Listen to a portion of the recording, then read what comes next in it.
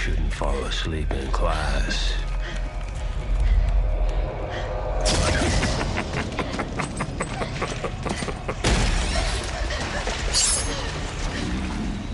Hi, Chris. You look just as beautiful as ever. You have nothing to worry about. This won't hurt. One little bit. In the film, you did something really interesting that I wanted to ask you about. It almost seems like Freddy's sharpening his two fingers in some of the scenes, sharpening the knives on that, and that's something that wasn't done in the other films. Was that a choice that you made with the role? You know, I took that glove home and I would wear it for like days. I would even kind of like do stuff around the kitchen just wearing it, trying to make it to where it was second nature.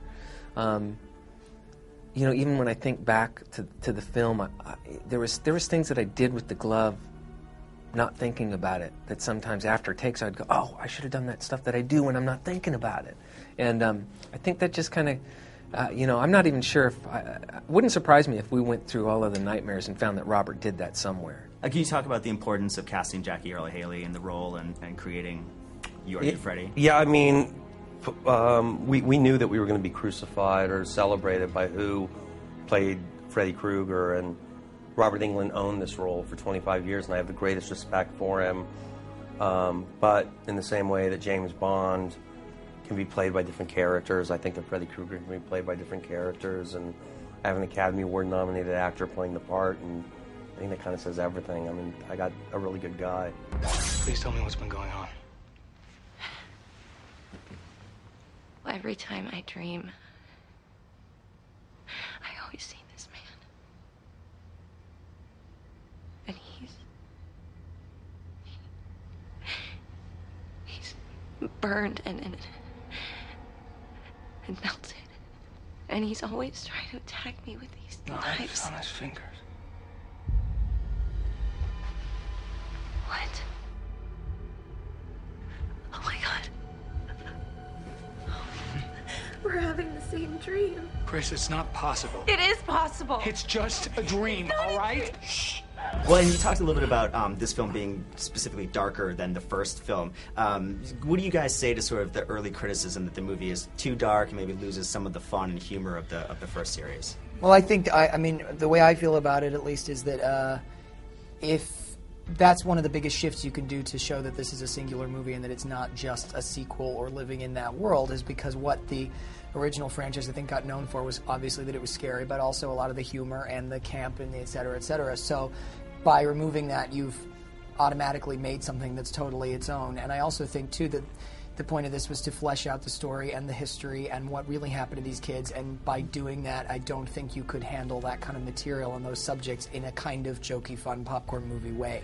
I think that that would just be wrong to do that. So, you know, of course, people who are looking for another, the original or the sequel, are going to want more comedy, but I think on the terms of just this film, we couldn't have had that to that extent. And it's also one of the things, too, where if you watch the original now and you sit there and watch it, it's not really that people become so desensitized to horror movies and all this torture porn and all this, you know, all that stuff, that you do have to switch it up, because if you were to make a movie like the original now and expect people to get scared, it's just not going to happen. Like, unfortunately.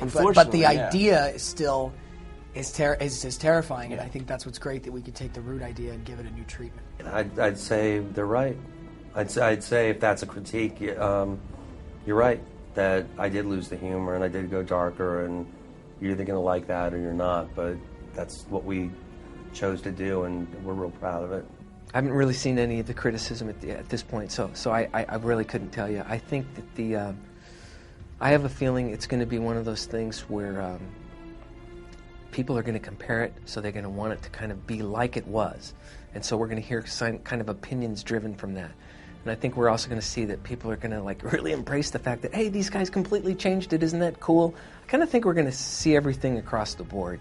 Yeah. But I just recently saw it, and the one thing that I kind of felt when I left there is like, that's a damn good horror movie, and that's what we set out to do. This is a bit of it's an odd. This genre has always like perplexed me in a kind of a cool way. It is a sick, twisted bit of fun of our culture that we like to sit around at these campfires and giggle while we try to scare one another.